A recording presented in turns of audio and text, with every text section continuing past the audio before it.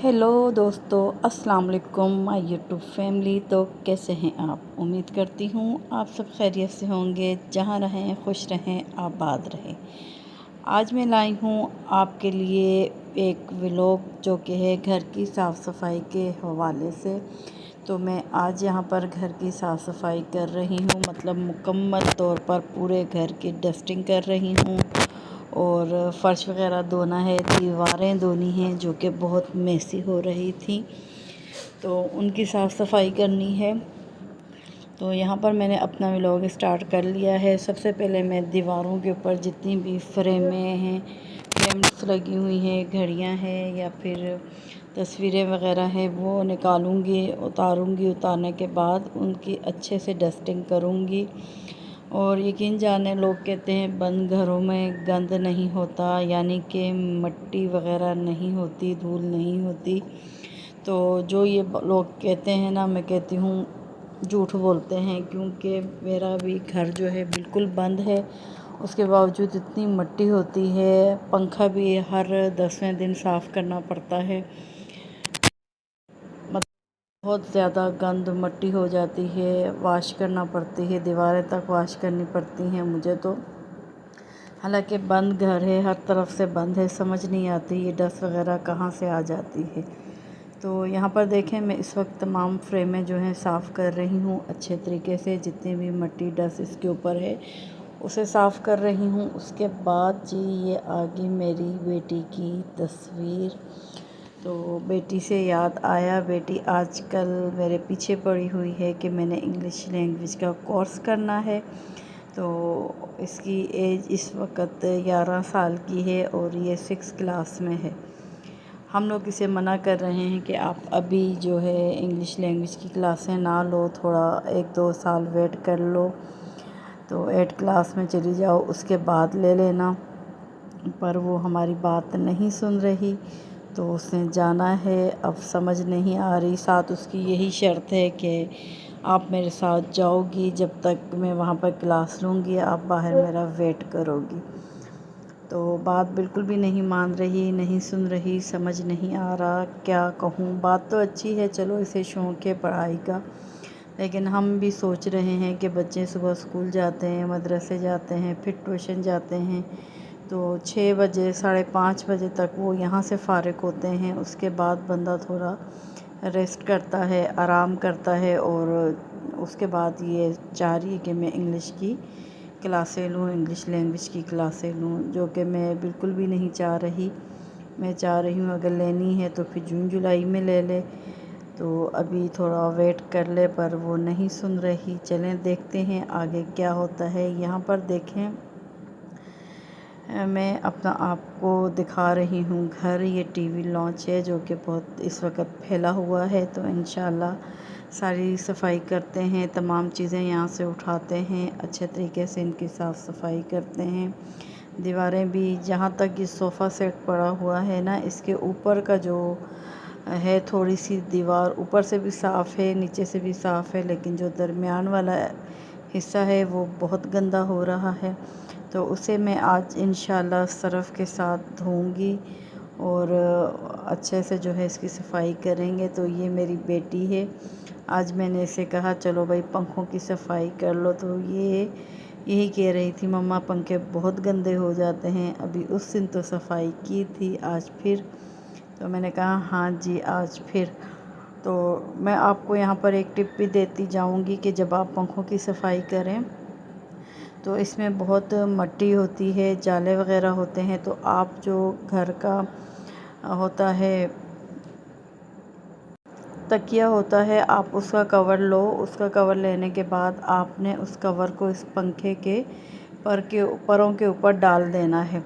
तो डालने के बाद आप एक हिस्सा ऊपर आ जाएगा, एक नीचे आ जाएगा। जैसे हम तकिए को डालते हैं कवर में, सेम इसी तरीके से आपने पंखे के परों को डालना है। तो इससे ना आपके सर पे डस्ट गिरेगा, ना आपकी आँखों में डस्ट गिरेगी। जितनी भी मिट्टी वगैरह डस्ट होगी वो उसके कवर के अंदर रह जाएगी। फिर आप हटाओगे, हटाने के बाद आपने फिर इसी तरीके से उसको गीले कपड़े के साथ और उसके बाद खुश्क कपड़े के साथ आपने सफाई करनी है। यकीन जाने इस तरीके से बहुत आसानी से आपके घर के तमाम पंखे साफ़ हो जाएंगे और आपका जो सर वगैरह है, जो बालों में मिट्टी चली जाती है, वो नहीं जाएगी।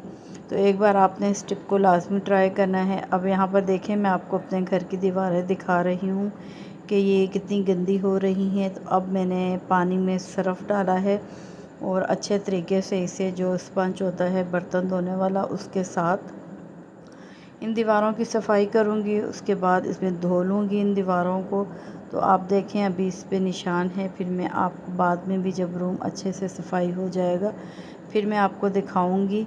तो ये मेरी घर पे जो है वो ऑयल पेंट किया हुआ है, तो इस वजह से जितनी बार आप इसे धोगे तो उतनी बार ही इसकी अच्छी सी शक्ल निकल कर सामने आ जाएगी। तो यहाँ पर देखें, मैं अच्छे तरीके से इसे धो रही हूँ, सफाई कर रही हूँ, ताकि तमाम निशान जो हैं वो हट जाएं।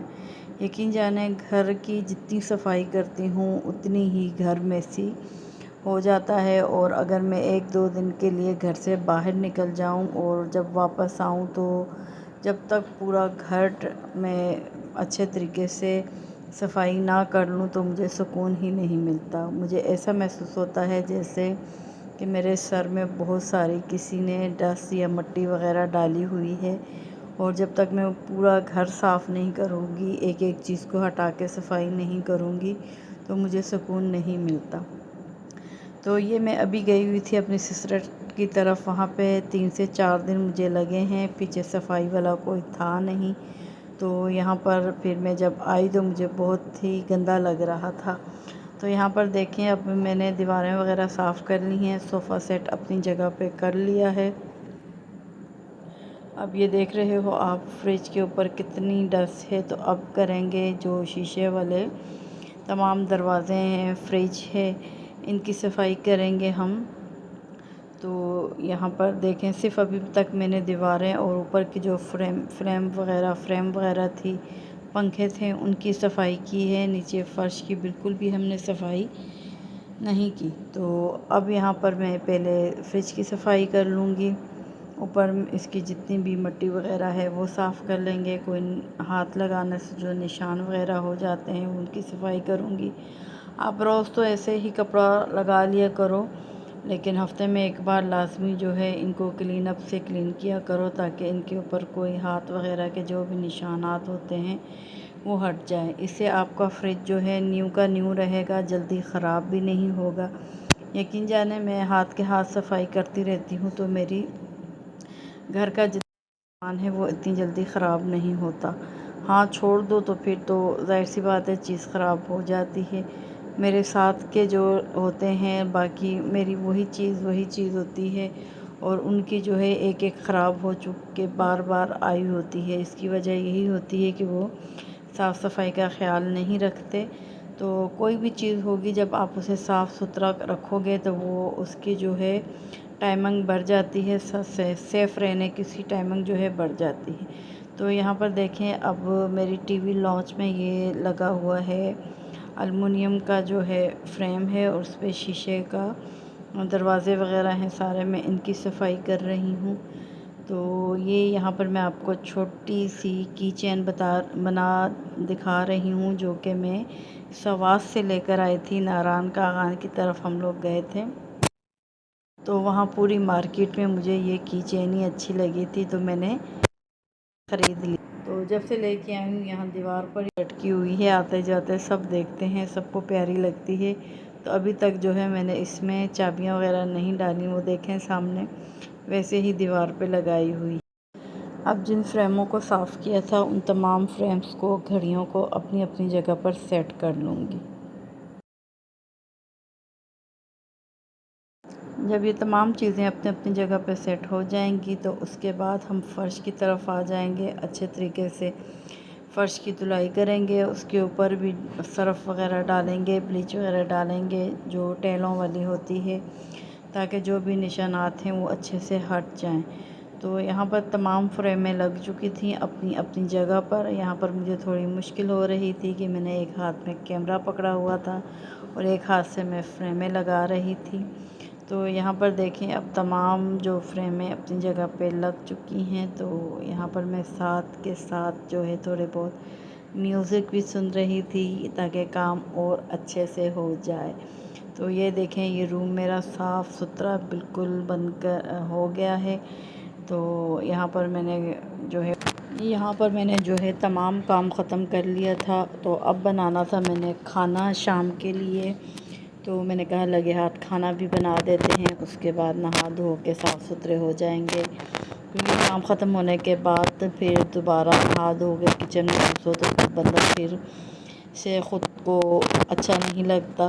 तो यहाँ पर देखें, मैं आज सिंपल सी रेसिपी बना रही हूँ जो कि वाइट क्रीमी कढ़ाई की है। तो आपने इस रेसिपी को लाजमी ट्राई करना है। यहाँ पर सबसे पहले मैंने ऑयल डाला है, उसमें 1 अदद प्याज डाला है। प्याज को हल्का सा ब्राउन करेंगे ताकि इसका कच्चापन दूर हो जाए। जब कच्चापन दूर हो जाएगा तो इसमें अदरक लहसुन का पेस्ट डाल लेंगे और इसके साथ ही चिकन शामिल करेंगे और उस वक्त तक भुनाई करेंगे जब तक चिकन का कलर चेंज नहीं हो जाता। जब चेंज हो जाएगा तो फिर हम इसमें शामिल कर देंगे हरी मिर्ची और दही।